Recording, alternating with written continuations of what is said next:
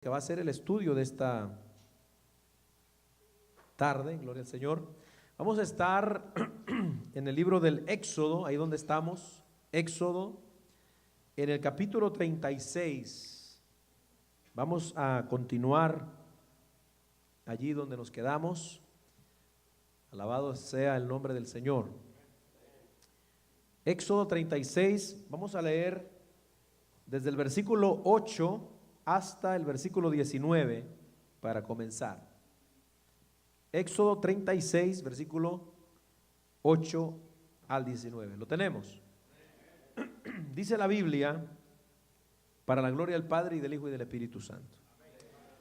Todos los sabios de corazón de entre los que hacían la obra hicieron el tabernáculo de 10 cortinas de lino torcido, azul, púrpura y carmesí. Las hicieron con querubines de obra primorosa. La longitud de una cortina era de 28 codos y la anchura de 4 codos. Todas las cortinas eran de igual medida. 5 de las cortinas las unió entre sí y asimismo unió las otras 5 cortinas entre sí. E hizo lazadas de azul en la orilla de la cortina que estaba al extremo de la primera serie. E hizo lo mismo en la orilla de la cortina final de la segunda serie. 50 lazadas hizo en la primera cortina y otras 50 en la orilla de la cortina de la segunda serie. Las lazadas de la una correspondían a las de la otra. Hizo también 50 corchetes de oro, con los cuales enlazó las cortinas una con otra, y así quedó formado un tabernáculo. Hizo asimismo cortinas de pelo de cabra para una tienda sobre el tabernáculo. 11 cortinas hizo. La longitud de una cortina era de 30 codos y la anchura de 4 codos. Las 11 cortinas tenían una misma medida. Y unió 5 de las cortinas aparte y las otras 6 cortinas aparte. Hizo además 50 lazadas en la orilla de la cortina que estaba al extremo de la primera serie y otras 50 lazadas en la orilla de la cortina final de la segunda serie. Hizo también 50 corchetes de bronce para enlazar la tienda, de modo que fuese una. E hizo para la tienda una cubierta de pieles de carneros teñida de rojo y otra cubierta de pieles de tejones. Hasta ahí vamos a dejar la lectura. Padre, en el nombre de Jesús, te damos gracias, Señor, por tu misericordia, porque tú eres bueno, Señor. Dirígenos, guíanos a través de tu palabra. Te lo pedimos en el nombre de Jesús. Amén y amén. A su nombre. Tome su asiento, hermano. Bueno, vamos, hermanos queridos, entonces en esta noche prácticamente a estar entrando ya aquí a lo que va a ser el comienzo de la obra del tabernáculo. Ya nosotros hemos venido mirando bastante en el libro, ¿verdad? Hemos avanzado. Hemos ido versículo por versículo buscando encontrar mayormente las enseñanzas espirituales que nos han ayudado a nosotros para crecer más, hermano, en la fe. Aunque es un libro, ¿verdad?, del Antiguo Testamento, ya usted a esta altura, los que, bueno, comenzaron desde que empezamos el estudio del libro, yo creo que ya tenemos bastante identificado de qué se está hablando aquí. Los que a lo mejor por primera vez, ¿verdad?, lo escuchan, pues siempre es un poquito medio como desconcertante oír todas estas cosas que estamos viendo aquí. Pero bueno, ya usted sabe que todo lo que era el tabernáculo de reunión tenía un simbolismo especial. Todo apuntaba a la persona y a la obra del Señor Jesucristo, todo. Entonces, yo le dije hace unos 2 estudios que estos últimos capítulos no los vamos a detener mucho porque queremos avanzar. De hecho, yo pienso hoy, quizá podamos, quizá no, avanzar hasta el capítulo 38, pero vamos a ver. Entonces, lo que vamos entonces aquí, hermano, a comenzar mirando en estos versículos. La vez pasada hablamos de lo que fue la ofrenda, ¿verdad? La ofrenda que se trajo para fabricar este tabernáculo que Dios le está diciendo a Moisés que quiere que se haga. ¿Cuál es la finalidad de Dios querer un tabernáculo en medio del pueblo?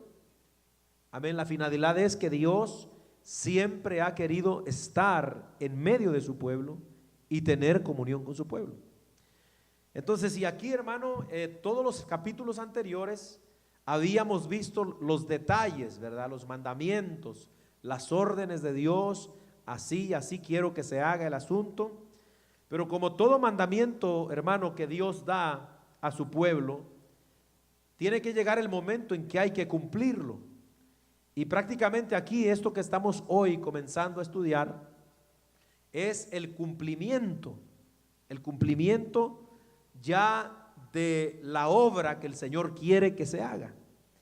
O sea, aquí como quien dice, se da el banderillazo de salida.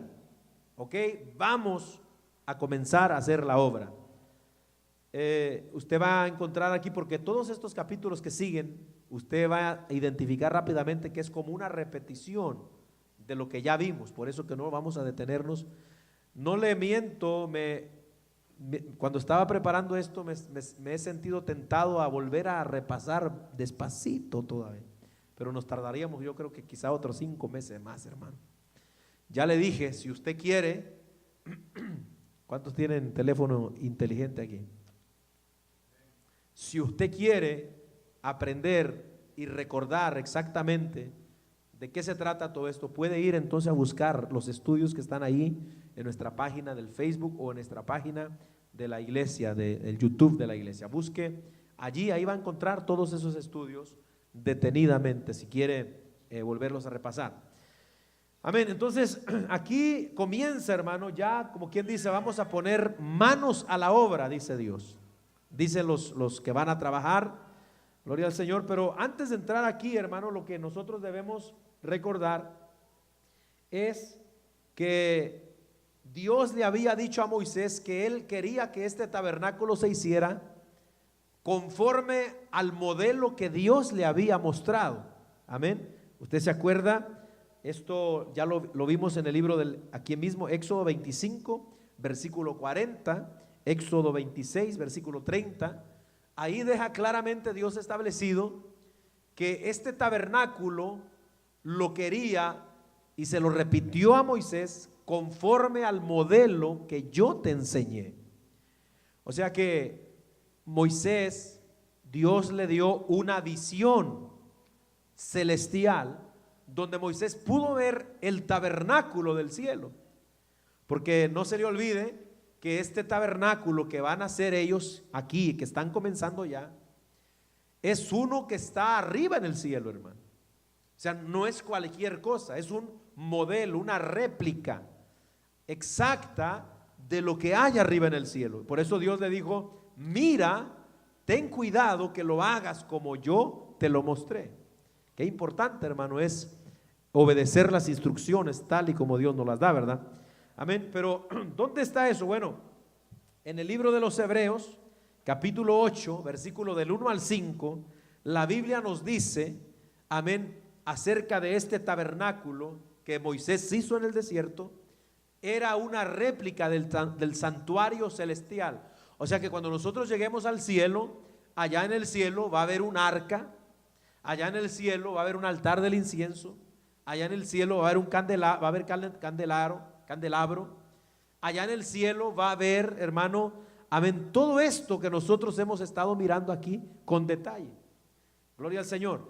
Conforme al modelo, entonces es que ellos tienen que comenzar a hacer este trabajo, amados hermanos.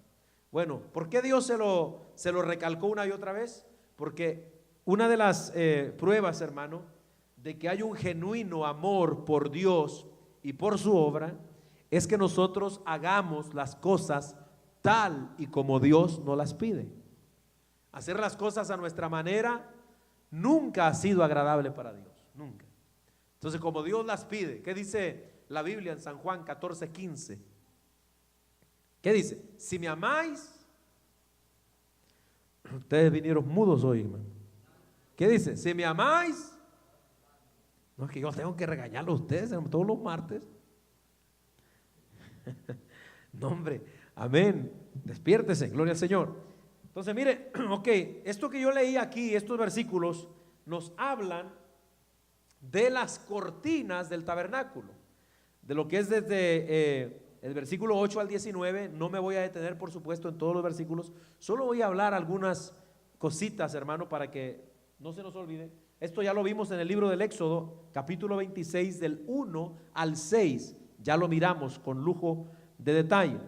Ahora, pero aquí lo que vemos en estas cortinas interesante es que estas cortinas eran, hermano, para el techo del tabernáculo, ¿se acuerdan? Ahora eran 3 capas. Las cortinas estas primeras que menciona llevaban querubines, ¿verdad? Eran las que cuando entraba el sacerdote a ministrar y levantaba los ojos al cielo, lo que miraba en primera instancia era esas cortinas de lino torcido, con púrpura, con carmesí, y miraba también a esos querubines que son seres angelicales, amén, que están en la presencia del Señor. Ahora, todo eso, por supuesto, tiene un significado importante, porque los querubines, ya nosotros lo vimos, son símbolo de la presencia y de la gloria del Señor. Por donde quiera que usted lo vea en la Biblia, los querubines siempre están allí en el trono de Dios. Los querubines, amados hermanos, la primera vez que los hayamos mencionados en la Biblia fue en Génesis 3:24, ¿se acuerdan? Cuando Adán y Eva pecaron y Dios los expulsó del huerto, puso querubines allí con una espada, ¿verdad?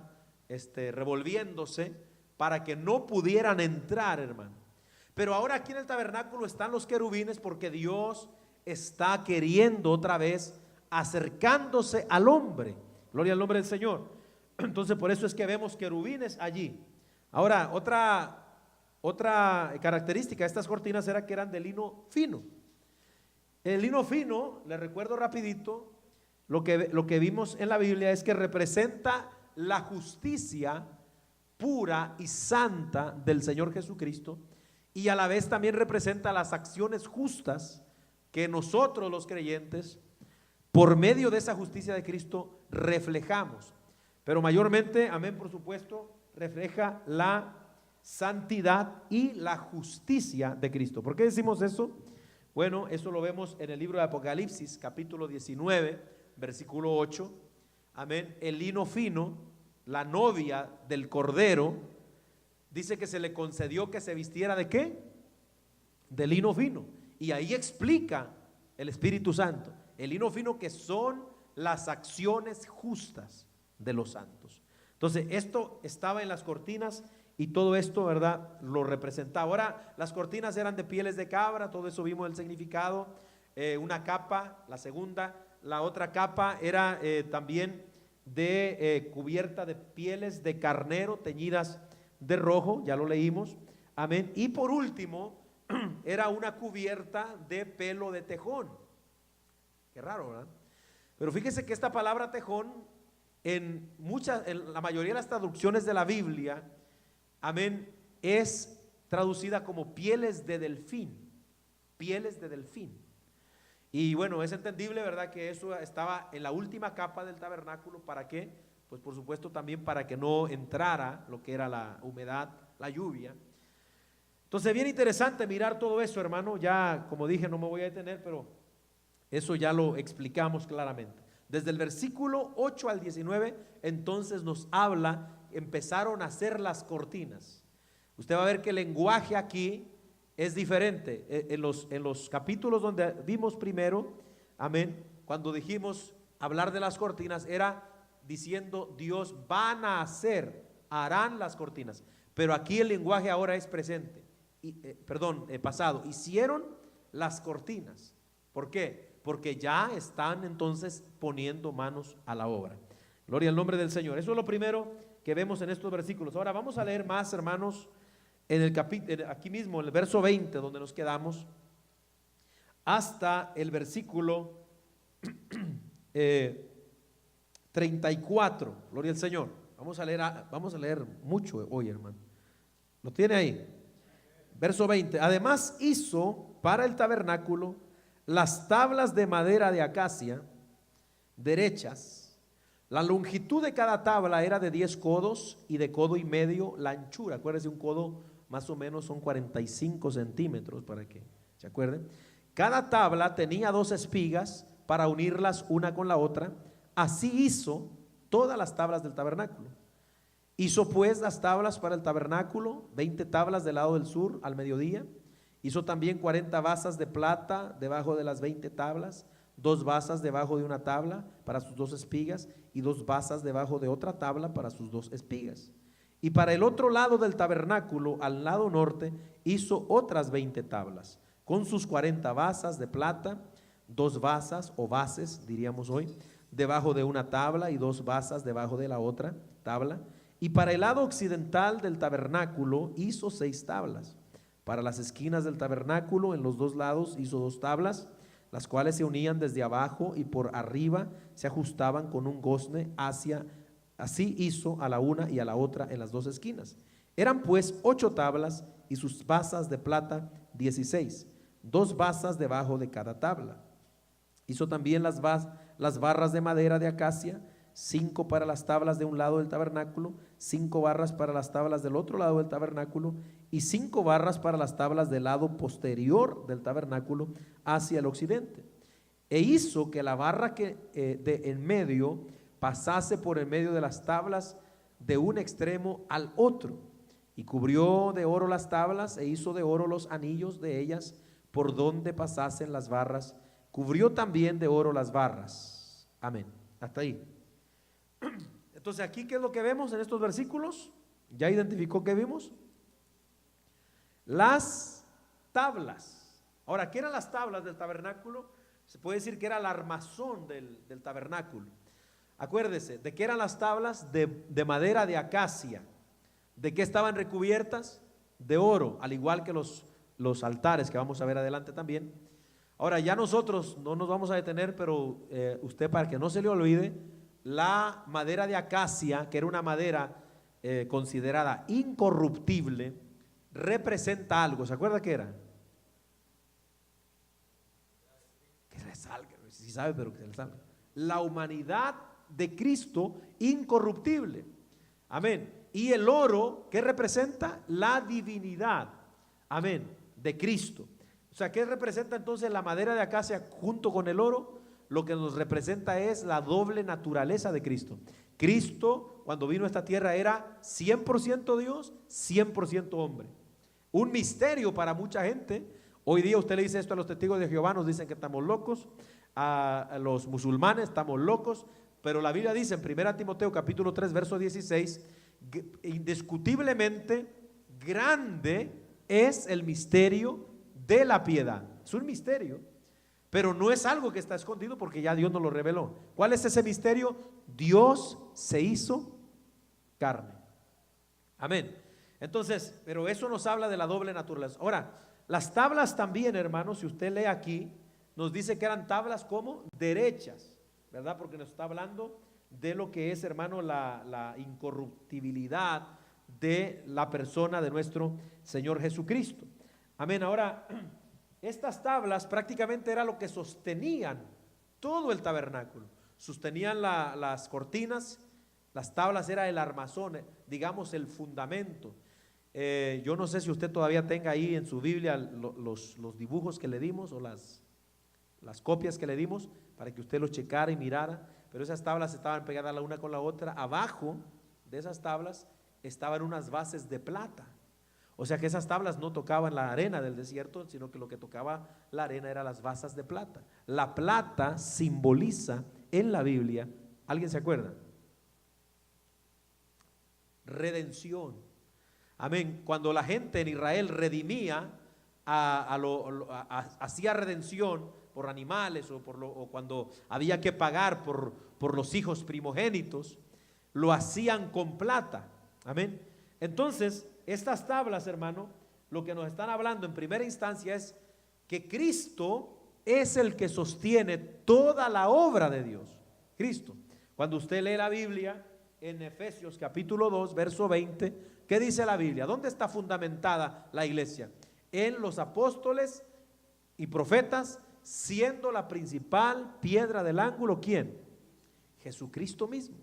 O sea, todo el sustento, hermano, de la obra de Dios es Cristo. Entonces todo este tabernáculo nos está apuntando a Él, a Cristo. Esto es lo importante para nosotros, hermano, la iglesia. Toda la obra de Dios, el que la sostiene es Cristo Jesús. En el libro de Efesios, capítulo 4, versículos 15 y 16, voy a pedirle, amén, hermano Stephanie, si nos puede leer ese, por favor. Efesios 4, versos 15 y 16, amén. Y primero a los Corintios 3:11, hermano Miguel, si nos puede leer ese, por favor, para que podamos ir avanzando. O sea, la idea de las tablas entonces es sostener todo el tabernáculo. Cristo sostiene toda la obra de Dios. Amén, hermano. 15 y 16, sí, amén.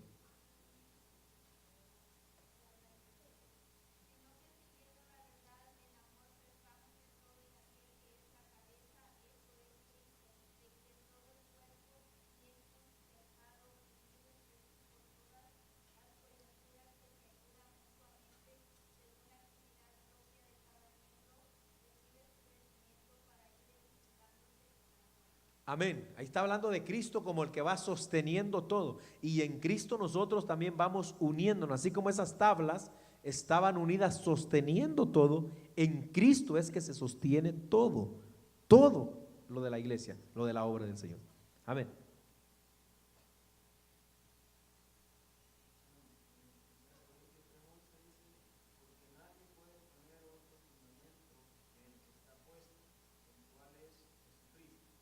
Amén, gloria al Señor.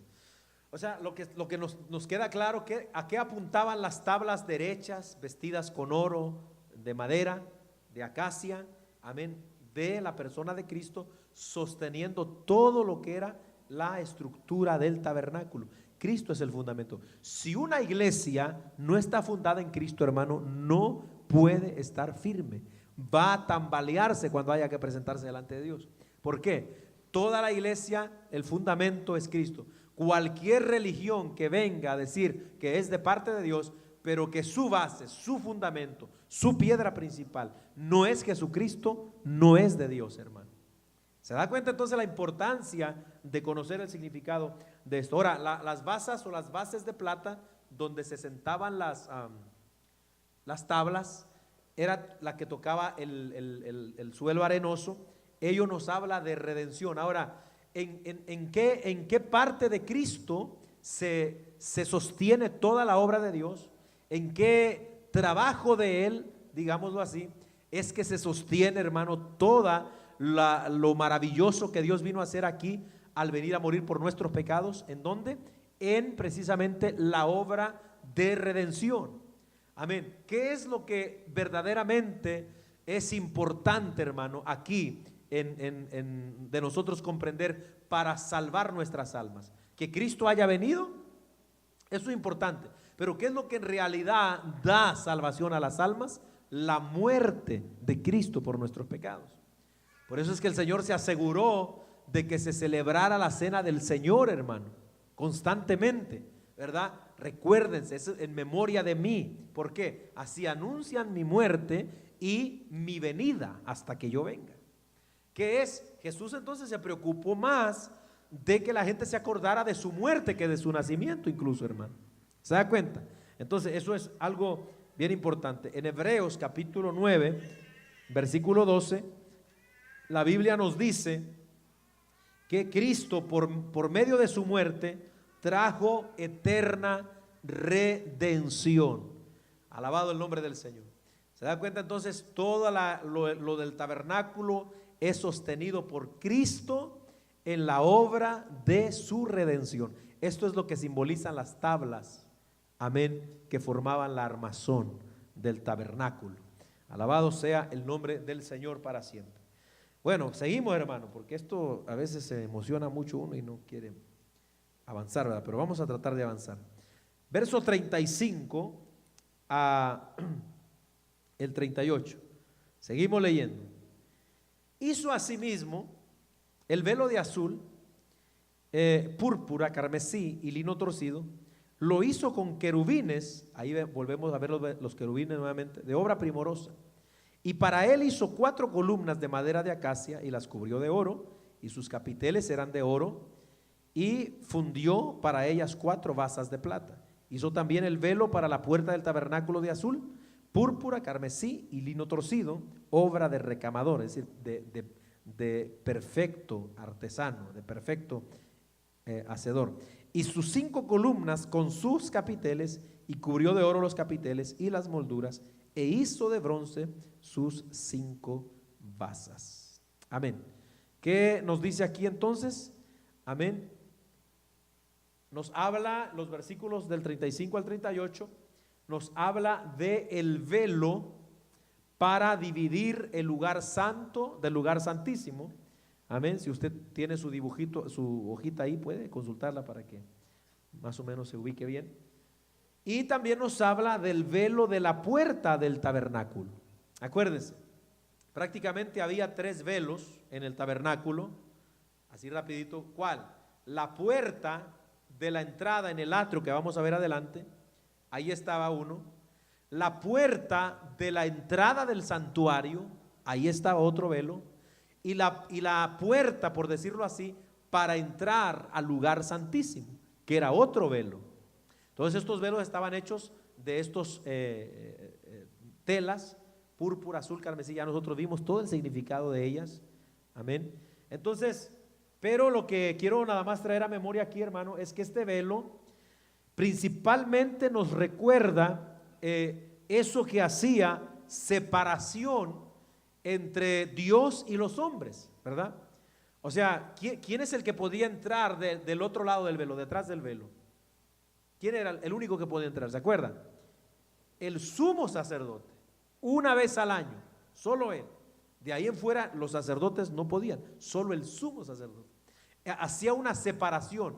Eso simbolizaba, amén, que por causa del pecado, desde el principio, el hombre quedó separado de Dios. No podía tener acceso. Pero este velo nos habla, el Espíritu Santo, luego en el Nuevo Testamento, acerca de algo bien hermoso, hermano, porque esto representa el cuerpo de Cristo. Cuando leemos Hebreos capítulo 10, versículo 20, amén, voy a pedirle por aquí a ver a este hermano Esteban, si nos puede leer Hebreos capítulo 10, versículo 20, hermano, por favor, amén, y Mateo capítulo 27, versículo 51, hermano Alfredo, si nos ayuda a leerlo, por favor. Para que veamos qué representaba entonces este velo, principalmente el que estaba separando el lugar santo del santísimo. ¿Qué representaba? ¿Qué simbolizaba? Es maravilloso, hermano, cuando nosotros empezamos a descubrir todas estas cosas. Amén. Leámoslo, por favor. Hebreos 10:20, sí.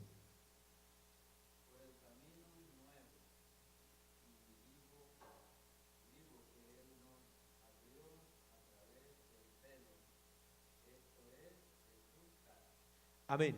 Está hablando del cuerpo de Cristo. Mateo 27, 51.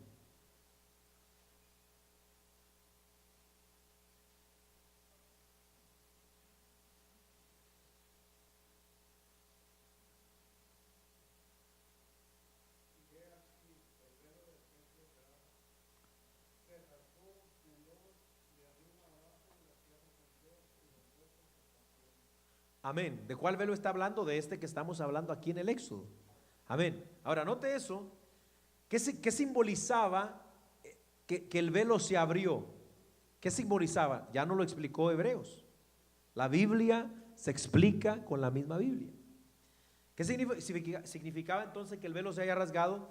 El cuerpo de Cristo se rasgó, se rompió, se partió. Con la muerte de Cristo en la cruz se abrió una entrada a la presencia misma del Señor. O sea, ese velo que separaba a los hombres de la presencia de Dios, de la gloria del Señor, al romperse está Dios diciendo: ahora queda una entrada abierta, directa a mi presencia.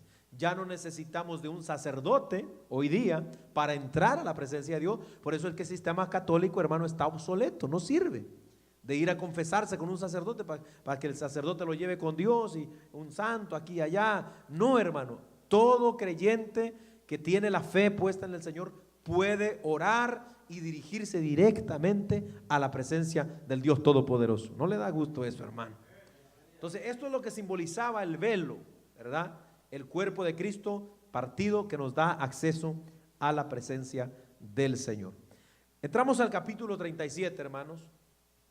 Gloria al Señor. Ahí vamos a leer desde el versículo 1 hasta el 5. Espero que no lo vaya dejando muy, porque esto es rapidito lo que estamos tocando, ¿verdad? Porque esto ya lo vimos con detalle, como he dicho. Dice, verso 1, hizo también Bezalel el arca de madera de acacia, su longitud era de 2 codos y medio, su anchura de codo y medio y su altura de codo y medio, y la cubrió de oro puro por dentro y por fuera, y le hizo una cornisa de oro en derredor. Además fundió para ella 4 anillos de oro a sus 4 esquinas, en un lado 2 anillos y en el otro lado 2 anillos. Hizo también varas de madera de acacia y las cubrió de oro, y metió las varas por los anillos a los lados del arca para llevar el arca. Amén, hasta ahí. Ok, en este capítulo 37, ahora vamos a recordar lo que ya vimos en el capítulo 25, ¿verdad? Este primer elemento o mueble que menciona el capítulo 37, que ya aquí no nada más lo menciona, sino que aquí ya lo hacen, lo fabrican. Este hombre llamado Bezalel, que ya vimos, fue el que Dios escogió, le dio esa capacidad especial para hacer toda clase de diseños y de inventos. Esto lo vimos en Éxodo 25, amén, del versículo 10 al 16, para que usted se acuerde. Ahora, ¿qué representaba el arca? Así rapidito, el arca simbolizaba la misma presencia de Dios, simbolizaba prácticamente el trono de Dios, hermano. Dios dice allá en el libro del Éxodo 25, de ahí me declararé, en otras palabras, de ahí te hablaré. Cuando la columna de nube, cuando el tabernáculo estaba y se sentaba, porque acuérdense que esta era una tienda, la nube se movía, se detenía, entonces ellos armaban el tabernáculo y ponían todo en su lugar, y la columna de nube ahí estaba en el lugar santísimo. De ahí salía, porque de ahí es que Dios hablaba.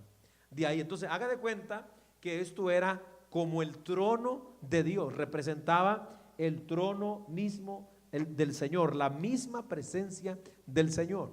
Gloria al nombre de Cristo. Era, por supuesto, la madera de acacia, el oro, ya vimos esto. Pero parte esencial del arca, porque aunque lo menciona aparte, sin embargo va con el arca, porque lo que a continuación vamos a leer es la cubierta que tenía el arca. Dentro del arca, ¿se acuerdan que había 3 elementos, que ya los vimos también qué significan con detalle? Y usted puede leer Hebreos 9:4, ahí le dice la Biblia qué era lo que había en el arca. ¿Alguien se acuerda? Rapidito. Amén, los 10 mandamientos, las tablas de la ley, la vara de Aarón que reverdeció,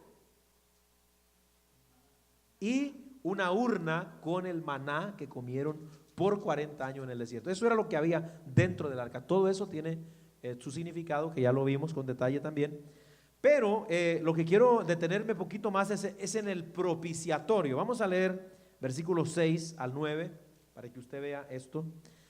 Hizo asimismo el propiciatorio de oro puro, su longitud de 2 codos y medio y su anchura de codo y medio.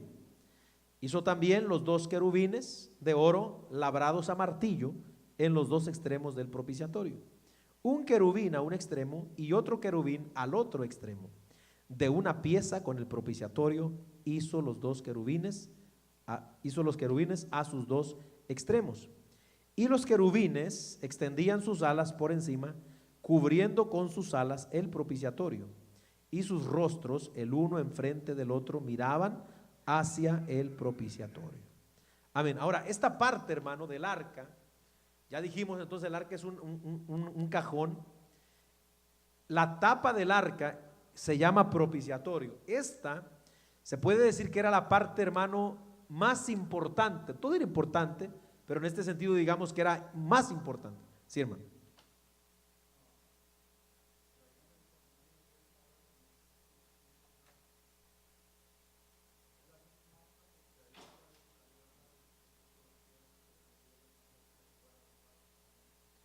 Amén. Bueno, allí hay comentarios, ¿verdad?, que dicen, pero esto es la tradición judía, dicen que Moisés se hizo otra arca, que esa era la arca que prácticamente donde metieron el maná y eso, y que era diferente a esta arca que están haciendo, ¿verdad? Es lo más probable es que sea la misma, ¿verdad? Porque acuérdense, Moisés, cuando dice Moisés la hizo, Moisés es el líder general, pero ya cuando nosotros entramos en los detalles estamos viendo que Dios designó quién la iba a hacer y fue estos artesanos. O sea, es difícil de entrar en eso, ¿verdad? Pero muchos comentaristas dicen, mayormente la tradición judía, que era otra. Sería algo como medio ilógico, ¿verdad? Pero esos son los comentarios que hay, hermano. No hay algo tan certero como para decir que sí era verdad, que eran dos arcas diferentes, ¿verdad? Que una la tenían solo ahí en el tabernáculo bien guardadita, y que la otra, ¿verdad?, ahí es donde habían depositado lo que ya vimos. Amén. Esas son las ideas que hay, ¿verdad?, respecto a eso. Pero en esta parte del propiciatorio, o la cubierta del arca, recuerden, el arca era hueca, estaba encima entonces el propiciatorio. Esto, hermano, propiciatorio, la palabra propiciatorio significa cubierta, hebreo, caporet, cubierta. Aquí era el lugar donde el sumo sacerdote, cuando entraba una vez al año, derramaba la sangre del animal que sacrificaba. ¿Se acuerda? Ya vimos también el día de la expiación, todo eso. Se metía el sumo sacerdote y con la sangre del animal allí la vertía en el propiciatorio. ¿Qué era el propiciatorio? Era una lámina de oro puro, hermano. Amén. Esto era oro puro. Alabado sea el nombre del Señor. Esto no era madera cubierta de oro, era oro puro, hablándonos, hermano, de la deidad, de la divinidad de Cristo, por supuesto. Ahora, ahí se vertía la sangre, amén, y esto a lo que nos estaba diciendo era que aquí era donde se hacía expiación por los pecados. Cuando el pueblo venía y traía el animal y el sacerdote lo mataba y lo derramaba la sangre ahí, era allí cuando se efectuaba el perdón de los pecados. Amén. Era eso lo que causaba el perdón de las culpas de Israel. Ahora, ¿a dónde apuntaba esto? Amén. Hacia también la obra propiciatoria de Cristo. Amén. Cuando hablamos de algo del propiciatorio, estamos hablando, hermano, de una inclinación a favorecernos a nosotros. Esto tiene también raíz cuando, ¿verdad?, se acuerda el pecador que decía: Dios, sé propicio. Viene de ahí. Sé propicio quiere decir: ten compasión de mí, inclínate a mi favor, perdóname. Entonces, ¿dónde vemos esto en la Biblia?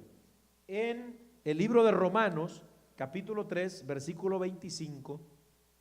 Gloria al Señor. Hermana Mirna, vamos a ver, nos ayuda por favor a leer eso.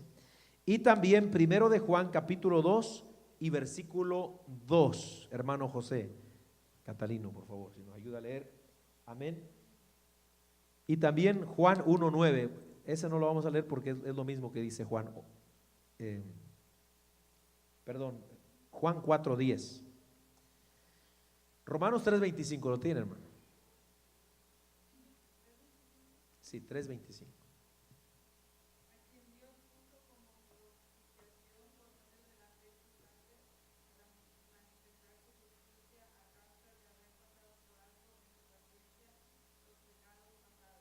Amén. Ahí está hablando de Dios que puso a Cristo como propiciación. ¿Qué era entonces el propiciatorio? Representa a Cristo, amén, donde se derrama la sangre para perdón de los pecados. Primera de Juan 2:2. Sí, 2:2.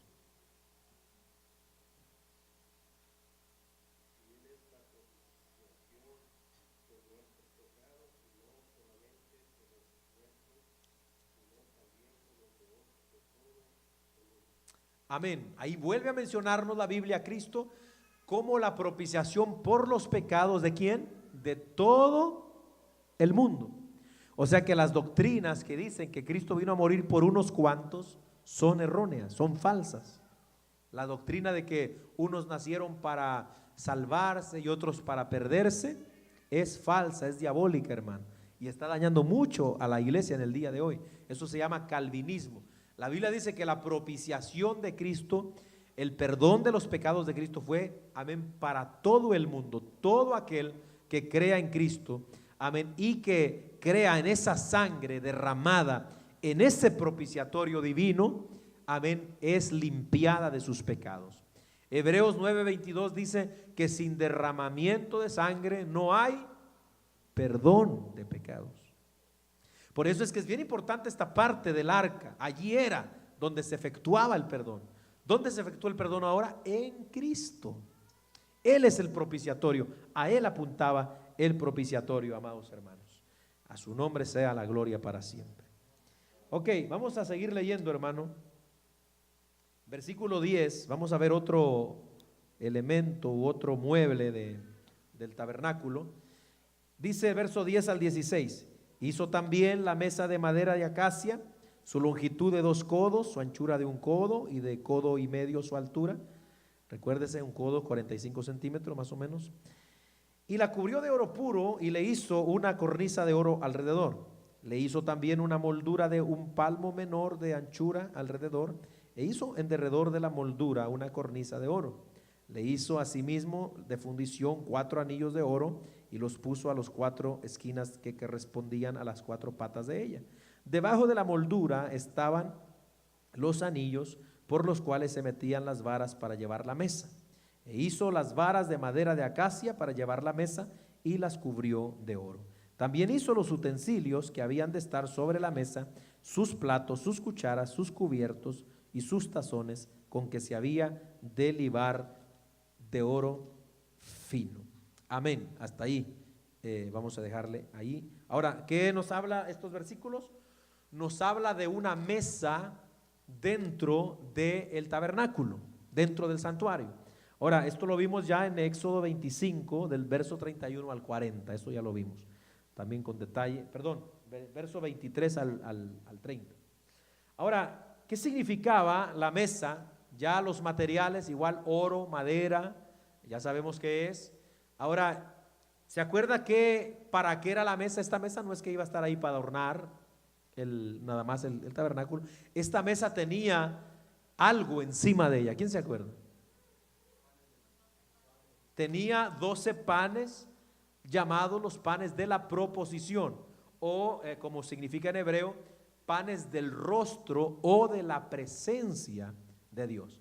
Ahora, significaba algo bien importante e interesante, porque al poner 12 panes, estos panes se hacían cada día, amén, se dejaban, amén, todo el día, y al otro día se quitaban y se volvían a poner nuevos. Por estos panes después se los comían los sacerdotes, con ellos se alimentaban, pero se cambiaban cada día. Ahora, ellos representaban, como eran 12, a las tribus de Israel. Significaba que constantemente el sacerdote, al llevar los panes, llevaba a Israel simbólicamente a la presencia de Dios. Como el pueblo no se podía meter ahí adentro, entonces simbólicamente lo llevaban adentro. Eso significaban los panes. Pero hay un significado todavía más interesante. Amén. ¿Por qué? Porque esta mesa lo que nos habla es de comunión. ¿Qué usted pensaría, por ejemplo, verdad? Porque a nosotros nos puede parecer algo ilógico. Imagínense que aquí hubiera una mesa, aquí en el templo, y que aquí hubiera una mesa y que usted viera aquí en la mesa un plato de pescado, de filete, por ahí un juguito, y se nos haría extraño, ¿verdad? Hoy día, ¿por qué? Pues hay que respetar la casa de Dios, aquí no se come, digamos. Pero allá había comida que eran los panes. ¿Por qué? Porque Dios lo que estaba simbolizando con esto era que Él quería tener comunión con su pueblo. Acuérdese, grábese esto, en la Biblia, la mesa o sentarse a la mesa, porque esto es lo que hacían los sacerdotes, comían delante de Dios. Ellos no podían agarrar los panes y salirse afuera y comérselos. Ellos tenían que comérselos ahí dentro, en la presencia de Dios. ¿Qué quería Dios decirnos con esto? Quiero tener comunión con mi pueblo. El sentarse a comer a la mesa en la Biblia siempre ha sido sinónimo de comunión. Apocalipsis 3:20, ¿qué dice la Biblia? He aquí, yo estoy a la puerta y llamo. Si alguno oye mi voz, abre la puerta, entraré a él, cenaré con él y él conmigo. ¿Qué está diciendo Cristo con eso a la iglesia de la Odisea? Me echaron, ustedes me sacaron. Yo quiero llegar, sentarme con ustedes a la mesa, amén, y entrar en comunión otra vez con ustedes. La iglesia de la Odisea fue la iglesia que perdió la comunión. Amén. ¿Qué es lo que pasa cuando usted en su casa llega alguien y cuando usted tiene una muy buena amistad y muy buena comunión con usted? ¿A dónde lo pasa por lo regular? Si es una persona media como que no conocemos muy bien, y bueno, pásele, lo sentamos en la sala, ¿sí o no? En la sala. Si lo vemos medio malandrín y tenemos un hoyito, pues lo vemos por el hoyo de la puerta y no lo dejamos entrar, ¿verdad? Ahora, si es alguien que de verdad, hermano, tenemos buena relación, lo pasamos hasta la mesa y nos sentamos a comer con él. Ahora, ¿qué significa todo esto? Comunión. A un desconocido usted nunca lo va a pasar a sentarse a la mesa, ¿verdad que no? Entonces, ¿qué es lo que significa esto? Está hablándonos de la comunión que Dios quiere tener con su pueblo, amén, a través, hermano, de estos elementos que estamos mirando aquí. Ahora, ¿dónde podemos encontrar esto todavía más claro? Primera carta a los Corintios, capítulo 10, versículos del 16 al 22, usted lo anota por ahí, yo lo estoy parafraseando, ¿verdad? Porque el tiempo no me va a dar para tocarlo todo, pero allí Pablo habla de que uno no se puede sentar a la mesa de Dios y a la mesa de los demonios a la misma vez. ¿Por qué? Porque Pablo dice que si yo me siento a comer a la mesa de los demonios, estoy teniendo comunión con los demonios. ¿Qué comunión hay, dice Pablo? La luz con las tinieblas. ¿Qué comunión Cristo con el diablo? No hay ninguna. Amén. Y Pablo habla de la mesa del Señor. Ahora, ¿cómo le llaman a la Santa Cena o a la Cena del Señor en inglés? ¿Cómo le llaman? Por lo regular siempre se le llama the communion, la comunión. ¿Por qué? Porque el tomar la cena del Señor es nosotros, hermanos, entrar en una comunión íntima con el Dios de los cielos. A su nombre sea la gloria. Entonces, esto representa, hermano, la mesa de los panes de la proposición o de la presencia. Leamos el verso, ¿dónde nos quedamos, hermano? 17, ¿verdad? Vamos a leer 17 al 24. Voy a ver si termino este capítulo que es, hermano. Dice: hizo asimismo el candelero de oro puro, labrado a martillo. Su pie, su caña, sus copas, sus manzanas y sus flores eran de lo mismo. De sus lados salían 6 brazos, 3 brazos de un lado del candelero y otros 3 brazos del otro lado del candelero. En un brazo 3 copas en forma de flor de almendro, una manzana y una flor, y en otro brazo 3 copas en figura de flor de almendro, una manzana y una flor, así en los 6 brazos que salían del candelero. Y en la caña del candelero había 4 copas en figura de flor de almendro, sus manzanas y sus flores, y una manzana debajo de 2 brazos del mismo, y otra manzana debajo de otros 2 brazos del mismo, y otra manzana debajo de los otros 2 brazos del mismo, conforme a los 6 brazos que salían de él. Sus manzanas y sus brazos eran de lo mismo. Todo era una pieza labrada a martillo de oro puro. Hizo asimismo sus 7 lamparillas, sus despabiladeras y sus platillos de oro puro. De un talento de oro puro lo hizo con todos sus utensilios. Amén. Ahora, ¿de qué nos hablan estos versículos ahora? Nos recuerdan nuevamente al candelero de oro. Esto lo vimos en Éxodo 25, del 31 hasta el 40. Lo que vamos a decir para terminar aquí, hermano, porque no quiero tampoco solo leer por leer. Vamos a terminar recordando que el candelero lo que simboliza, hermano, es a Cristo como la luz del mundo. ¿Se acuerdan? Una de las afirmaciones más grandes que Cristo dio fue en Juan 8:12.